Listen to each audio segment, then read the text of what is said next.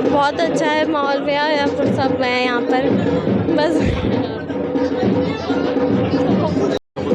क्या नाम है? आराधना गुआड़ी। क्या कहना चाहोगे बाबा गीता का आज कल ज्यादा निकल कुछ नहीं, ये मैं ढंढेरा कलश यात्रा में हूँ और मैं यहाँ पर रामलीला में भी आई थी।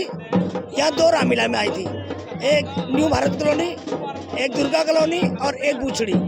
तो इन सब लोगों का बहुत समर्थन मुझे मिला है। और आज इन्होंने गलती से कुछ लोग चले गए थे, सारे नहीं, उमेश के साथ आज वापस आ गए हैं। आज सब भाजपा में है, सबने भाजपा को वोट दी है। कुछ परसेंट यहाँ पर सारे लोग नहीं गए, कुछ परसेंट गए।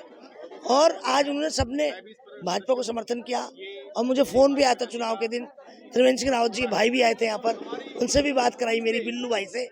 तो मैं बराबर लोगों से, मैं फेसबुक पे नहीं थी, बराबर लोगों से संपर्क में थी टेलीफोन में। तो इन लोगों ने, मैं आभार व्यक्त करने भी आई हूँ और आज कलश यात्रा में आई हूँ श्रीमद् भागवत। और हमेशा हर प्रोग्राम में बढ़ चढ़ के हिस्सा लूंगी पूरी लोकसभा में। जैसे पहले थी वैसे ही आज भी मेरे प्रोग्राम जारी रहेंगे। हर लोकसभा में पूरे 14 के 14 विधानसभा में हर प्रोग्राम जारी रहेंगे। अपने समाज की महिलाओं से मिली आज, कैसा लगा है मिलके? बहुत अच्छा, मैं तो मिलते रहती हूँ, मैं तो हर प्रोग्राम में आती हूँ और रामलीला में आती हूँ, ऐसे प्रोग्राम में आती हूँ, मंदिरों में। ये मेरे समाज के क्या, ये दिल्ली में मिलते सब लोग मेरे समाज के हैं। बहुत अच्छा लगा और बहुत ही अच्छा लगा और बहुत आभार व्यक्त करूँगी। इन्होंने मुझे एज ए मुख्य अतिथि के तौर पर बुलाया है और बहुत बहुत धन्यवाद करूँगी भोजपुरी के लोगों को, खानपुर विधानसभा के लोगों को, ढंढेरा के लोगों को, सबको आभार व्यक्त करती हूँ मुझे सम्मान देने के लिए।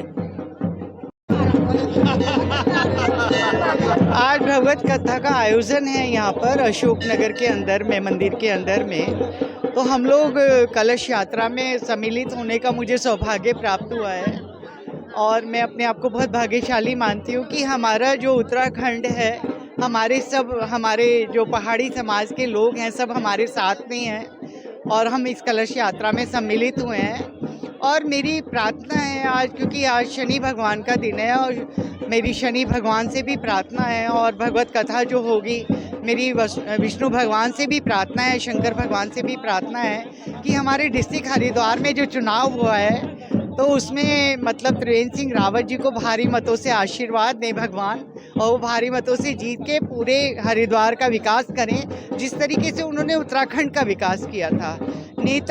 सारे नेता सब सम्मानित होते हैं, बट मैं हरिद्वार की बात करूंगी क्योंकि हमारे प्रत्याशी त्रिवेंद्र सिंह रावत जी थे।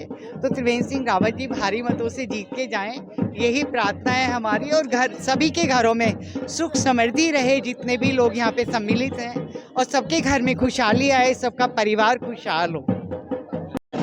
ये मेरे पिताजी ने ये कार्यक्रम आयोजित किया है। हम हिंदू धर्म में ब्राह्मण जाति के लोग हैं। हमें बहुत फक्र से महसूस हो रहा है कि पिताजी ने, मेरे जो दादा दादी हैं, उनकी पुण्यतिथि पे ये कार्यक्रम आयोजित किया है। और मैं, जो आने वाली पीढ़ी है, उससे सबको ये सीख मिलती है कि आज 25 साल हो गए मेरे दादा दादी को गए हुए, आज हम मतलब इस कार्यक्रम को करने के उसमें है कि हम सक्षम है कि ये कार्यक्रम आयोजित किया है।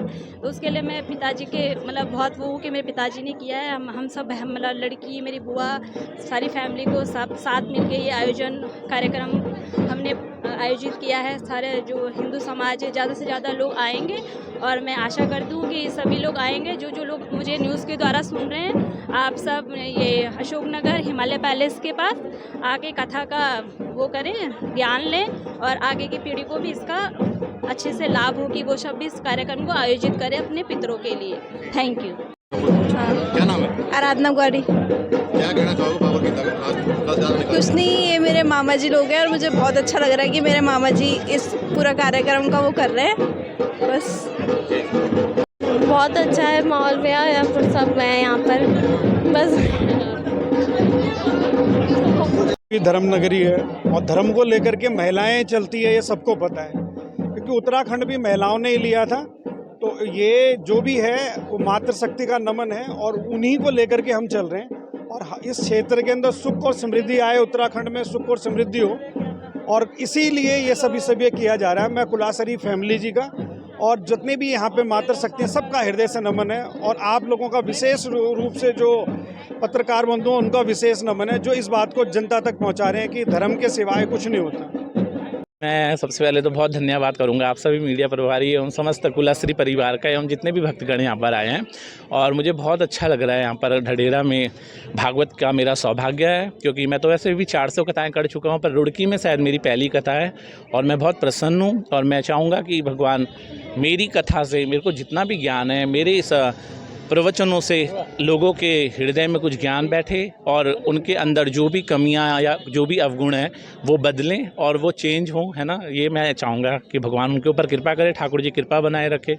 यही मेरा आपसे निवेदन। हाँ जी, ये 7 दिन चलेगी, 7 दिवसीय है और 11 तारीख को ये पूर्ण होगी, यहाँ पर विराम लेगी भागवत। युवा भटक रहा है। जी, युवा बहुत भटक रहा है, पर आप देखेंगे तो अगर वृंदावन की साइड आप देखें या कहीं बाहर के, अभी युवा बहुत, हमारे देहरादून में, ऋषिकेश में कई इस्कॉन मंदिर खुले हैं जहाँ पर अभी युवा इस धर्म के मार्ग में आ रहा है। पर कुछ युवा हैं जो इंग्लिश माध्यम से पढ़ रहे हैं, अंग्रेजी माध्यम से पढ़ रहे हैं, वो इस युग में भटक रहे हैं, क्योंकि वो ये नशे में ज़्यादा आजकल हमारा युवा जा रहा है ना, सबसे ज़्यादा वही है।